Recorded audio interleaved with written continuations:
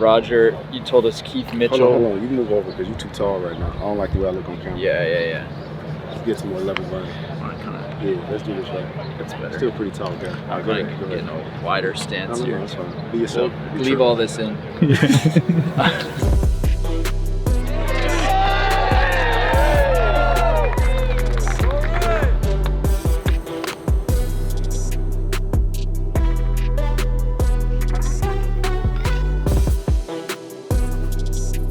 This is a Hovland orange, which could bode well for Mr. Viktor. I don't think we're gonna need it because the parking enforcement has been a little bit lax, but you know, I like that about him. Honor system. That's what Rochester's about. Bryson DeChambeau is your first round leader. Dustin Johnson and Scottie Scheffler kind of headline the guys one shot back. You notice that's a couple live guys right up top, which is interesting. Also means the return of Bryson, which we kind of covered yesterday. New day though, Darren. Thoughts on Eric Cole? Eric Cole forced me to change about 40% of a story I was writing yesterday about Bryson DeChambeau. With like 19 seconds left of sunlight, he proceeded to make birdie and take the solo lead. Then he came out this morning, made a couple of bogeys, fell back to 3 under. Bryson's your round 1 leader, but my story won't reflect that. So, Eric Cole, if you're watching this. Flushers only on the range right now. Scottie, Colin, Brooks, Rory. We got one namers only, side by side by side by side. Who needs to make a move today of those guys? Who makes a move? Scottie just needs to not make a move. Feels like Brooks makes a move today. You told us Keith Mitchell. Yeah. He's T10 right now. You also tipped off Michael Block. Yeah. Also T10, probably a deeper sleeper. He's probably going off at 1,000,000 to 1 beforehand. Yeah. I just wanted to give you the floor to gloat a little bit about that. I mean, first of all, I got to give props to Josh Allen, knowing his stuff. You know, the Keith Mitchell call out with the fluctuating conditions and the cash. You know, it was a good pick. I just rode the wave there. But my boy Michael Block, I saw him when he got in on the airport. I was the first person that he saw when he landed in Rochester. What was it? What spoke to you about Michael Block? He's just a confident dude, and he got great life perspective, bro. And he a gamer. You know, one of the people that just make a lot of birdies for no good reason, like just a gamer. So I figured, you know, all he needs to do is just get in the right elements. Things don't happen that way, and they happen just like they said I would. Your job might be in danger, bro. Wait, I'm just saying. Because you're coming for it? I'm just saying. What's up, baby? How you doing? All right. Serendipitous, all of this shit. Yeah. It's all happening. It's coming together. It's all coming together. Michael Block will finish on the party From Bold to Boulder. I interviewed him earlier. He said that a life goal of his was just to make a cut in the championship. He already crossed off a life goal. He has no pressure on him. And he such great perspective, great family man. All these good things that are happening, he deserves. You know what I mean? So he's gonna finish on the par. I'm gonna make me a decent amount of money, and I'm gonna spend a significant chunk of that money buying him drinks on Sunday after the round. All right, Michael Block joins us on day 2 of the 105th PGA Championship.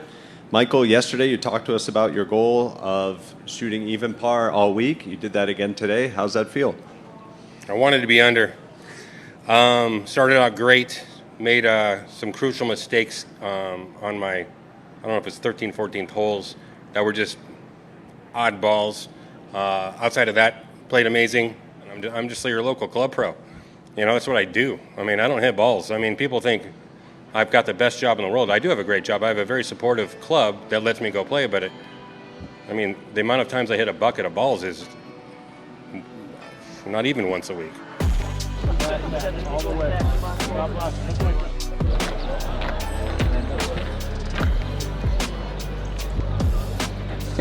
It's like a signed ball, everyone. I stayed really patient today, and I think my patience was rewarded with a couple of good breaks and a couple of birdies coming in.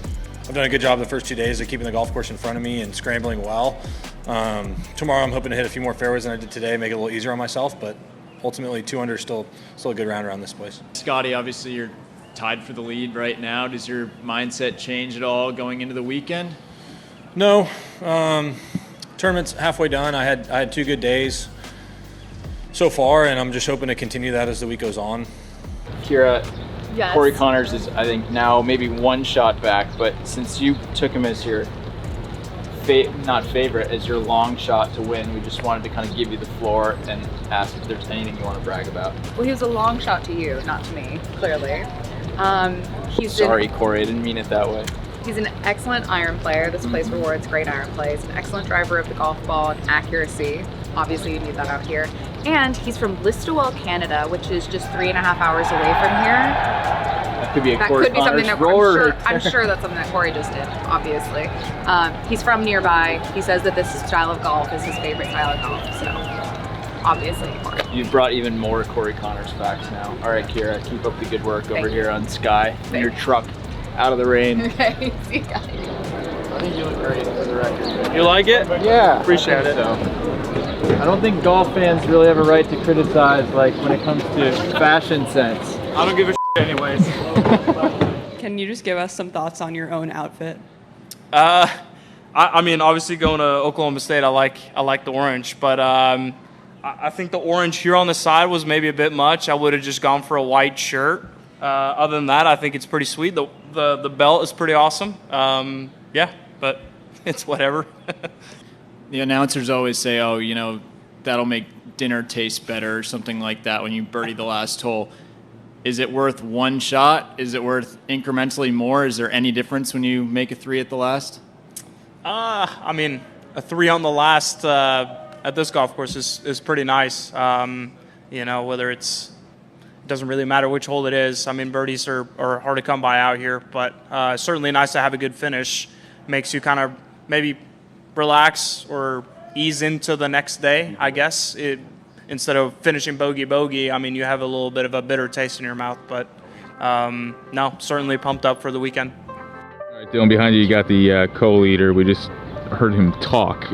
Mostly about his outfit. Thoughts on Viktor's today? I mean, he's playing great. It's, I don't know. My thoughts really right now are it's just so nice out. It's finally calm. It was a little windy earlier, then it was rainy, and there were a zillion people here. Honestly, the Oak Hill fans have been pretty epic so far, and it's not even the weekend. And now the leaderboard is epic also. Viktor's there, tied with, I don't know if Bryson got to 5, but certainly Scottie Scheffler, Corey Connors, Viktor Hovland, all right there. A bunch more dudes lurking. Rory McIlroy is one of those dudes lurking. Brooks Koepka's right there. Rory McIlroy's a couple behind him. I mean, today just felt like a day where the good golfers started to separate themselves. Sometimes it feels like, you know, maybe it takes 3 or 4 rounds, and it's still a really bunched leaderboard. Ton of guys within, you know, 8 or 10 shots of the lead, but the guys at the top are the guys that survived a test that is, you know, tough but fair, basically. Really tough but fair. It's Friday. Yes. At the PGA, which means it's cut day. It is cut day. Who are some of the names going home? There are some big notable names going home early from Oak Hill. We've got Cam Young, Tom Kim, Sam Burns, Claire Rogers. First 3 are going home because they missed the cut. I'm going home because I have to go to Taylor Swift. Last place is now just 10 shots back of first place. And we've seen this with hard major courses before, where if someone goes out and shoots a number tomorrow morning, all of a sudden by the end of the day, things look a whole lot different. So yeah, they might be whatever 61st place right now, but I don't know, there's still plenty of intrigue. Basically everyone that made the weekend is just one kind of miraculous round and then some afternoon baked out greens away from being right there on Sunday.